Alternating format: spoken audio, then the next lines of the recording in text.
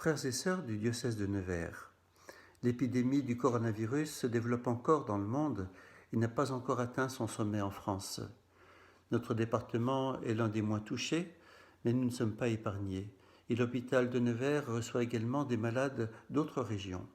Quoi qu'il en soit, nous sommes tous affectés par le confinement général, même si c'est à des degrés divers. Tout le monde souffre de cette situation.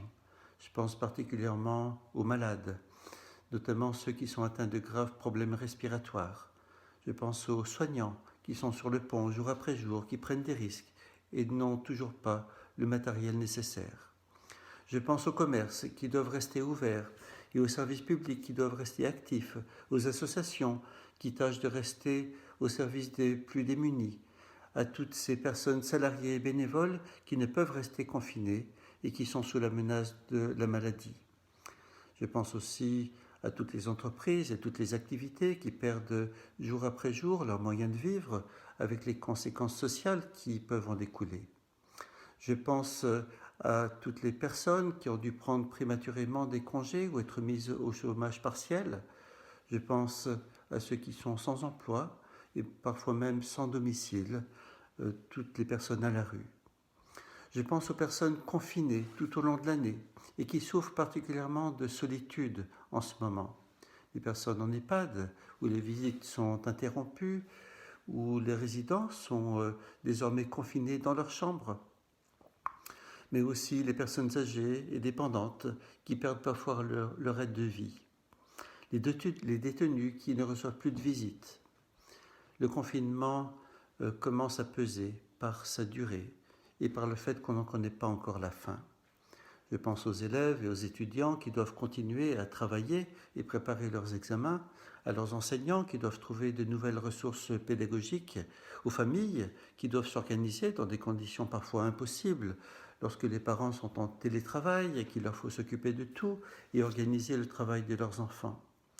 Nous prenons conscience à la fois des bienfaits, des connexions à distance, des fragilités de cette connexion, notamment dans notre département, et de notre dépendance à l'égard de ces moyens techniques. Nous mesurons aussi ce qu'on appelle la fracture numérique.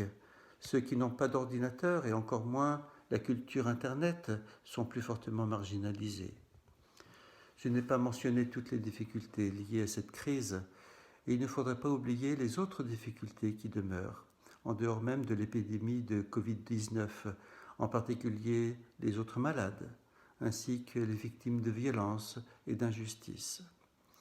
Mais je voudrais aussi saluer toutes les initiatives de solidarité qui ont commencé à se manifester dès le début de l'épidémie, ainsi que toutes les idées qui ont fleuri pour faire face avec de petits moyens à ce grand défi collectif. En famille, entre voisins, de façon individuelle ou à travers des collectifs, c'est toute une chaîne de solidarité qu'on voit se déployer. Dans nos paroisses même, ce sont de multiples contacts que l'on tâche de maintenir, ne serait-ce que par téléphone, et tout cela est précieux, même si c'est modeste. Au niveau diocésain, nous participons au numéro vert national d'écoute téléphonique mis en place par le gouvernement. Pour nous, disciples du Christ, cette épidémie est arrivée en pleine période de carême et nous invite à approfondir encore notre foi et notre manière de suivre le Christ. Ce dépouillement imposé est bien plus important que celui que nous avions envisagé pour le temps de carême. Et à l'approche de la Semaine Sainte, nous sommes invités à nous rapprocher résolument du Christ, pour qui le dépouillement a été radical. Le dépouillement de sa condition divine, le dépouillement de toute gloire humaine, de tout pouvoir, et progressivement le dépouillement de sa dignité, lui qu'on mettra à nu, lui qu'on va moquer, frapper, torturer et mettre à mort. Mais le dépouillement radical est celui de sa propre volonté. Il a dès le début mis sa volonté humaine dans celle du Père, alors même que dans sa condition humaine, il n'a pas plus de lumière que nous, pas plus de force que nous. Tout lui est donné par le Père, jour après jour, et il est dans l'abandon absolu, ce qui n'empêche aucunement sa souffrance. Il est dans l'abandon au Père, et pourtant, sur la croix, il se sentira abandonné par le Père. Il redoute la souffrance à Gethsémani et pourtant, sur la croix, il dira « Père, entre tes mains, je remets mon esprit ». Frères et sœurs, je vous invite à préparer votre cœur à vivre la Semaine Sainte au plus près de Jésus. Car notre vie chrétienne n'est pas d'abord affaire de pratiques religieuses, ni de morale, ni de raisonnement. La vie, la mort, la souffrance nous posent beaucoup de questions. Et la crise du coronavirus pose beaucoup de questions. Des questions que l'on pose à nous, croyants, des questions que nous posons, nous, croyants. Pourquoi ? Pourquoi cette crise ? D'où vient-elle ? Pourquoi Dieu ne l'arrête pas ? Est-ce que c'est lui qui l'a envoyé ? Est-ce une punition ? Est-ce un avertissement ? Eh bien non. Nous n'allons pas répondre à ces questions par des raisonnements, par des suppositions. Nous allons y répondre avec Jésus, par Jésus, en Jésus. Jésus n'a jamais donné d'explication au mal. Les seules fois où la question lui a été posée, il a répondu en refusant de donner des explications. La première fois, c'est à propos de faits divers, une tour qui s'est effondrée en faisant 18 morts, ou bien le massacre de Galiléens par Hérode. Il répond que dans les deux fois, ce n'est pas une punition divine, mais que le péché est tout autant porteur de mort. La deuxième fois, c'est à propos d'un aveugle de naissance. On lui demande pourquoi il est né aveugle, si c'est à cause de son péché ou celui de ses parents. Jésus répond que le péché n'a rien à faire là, mais que dans cet aveugle, l'œuvre de Dieu doit se manifester.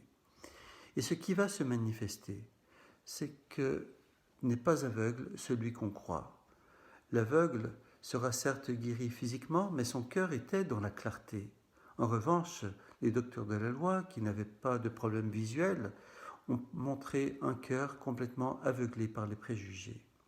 Et la troisième fois que Jésus est confronté à la question « Pourquoi ?», c'est au moment de la mort de Lazare.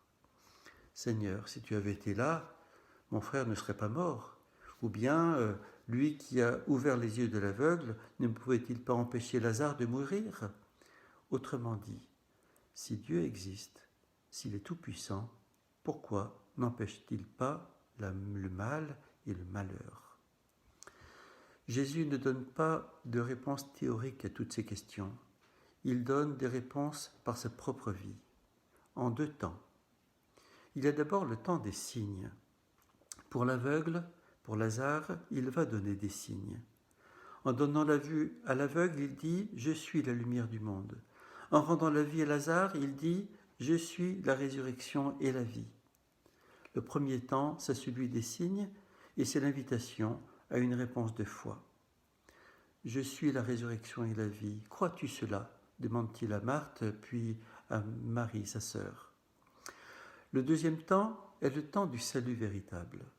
Et là, Jésus va engager sa propre vie. Ce deuxième temps est celui de la vraie réponse de Jésus au mal. Non pas une réponse théorique, non pas des arguments qui s'adressent à la raison, mais une réponse qui prend toute notre existence. La réponse est celle de sa propre vie, par laquelle il s'unit à la nôtre, à nos souffrances et jusqu'à notre mort pour nous en libérer. En prenant la croix sur son dos, il prend le mal de toute l'humanité, un mal auquel il n'a aucune part, un péché dont il est absolument étranger pour l'absorber dans sa puissance de vie et d'amour. Il assume jusqu'au bout le mal, la souffrance et la mort, lui, le Fils du Très-Haut, lui, le Tout-Puissant, lui, le 3 fois Saint. Avec lui, c'est l'homme qui meurt, l'humanité anéantie par son propre péché. Et quand il ressuscite, c'est l'homme qui accède à une nouvelle vie. C'est l'humanité qui, en Jésus ressuscité, n'a plus à porter le poids de son mal, n'est plus anéantie par la mort, mais peut être régénérée dans l'Esprit Saint. Au mal, Jésus répond par l'amour. À la mort, il répond par la vie. Notre réponse au mal ne peut pas être différente.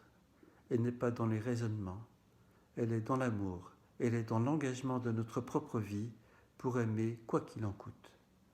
Mais elle est aussi dans l'union de tout notre être avec à celui par qui seul la mort peut être vaincue. le mal peut être vaincu, le péché peut être vaincu. Elle est dans la foi en celui qui a déjà pris notre péché, notre mal, dans son cœur transpercé, en celui qui comprend ce que nous vivons et qui met sa vie, son amour dans nos cœurs transpercés, en celui qui a traversé la souffrance et la mort avec les mêmes interrogations que nous, et qui est aujourd'hui le vivant, par qui nous pouvons nous-mêmes traverser toute mort.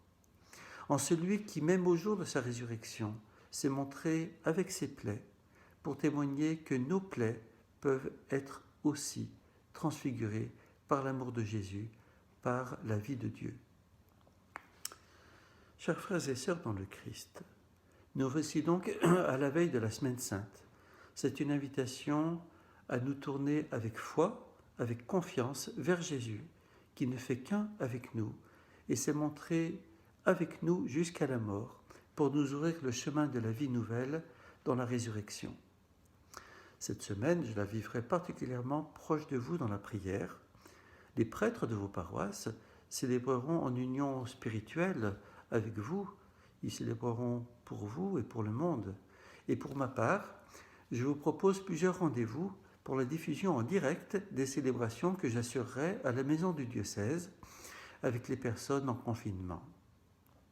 Les horaires ainsi que les indications pour accéder à ces célébrations vous sont donnés sur le site internet du diocèse www.nièvre.catholique.fr. Le jour de Pâques, à midi, je bénirai tout le diocèse depuis la tour de la cathédrale et on sonnera les cloches de la cathédrale. Je vous rappelle mon heure quotidienne d'adoration eucharistique à 15h, sauf le vendredi saint et le samedi saint. À vous tous, ainsi qu'à l'ensemble des habitants de la Nièvre, je dis tout l'amour du Seigneur et je vous assure de ma prière quotidienne, particulièrement en cette période difficile. Que Dieu vous bénisse et que la Vierge Marie vous assiste de sa prière maternelle.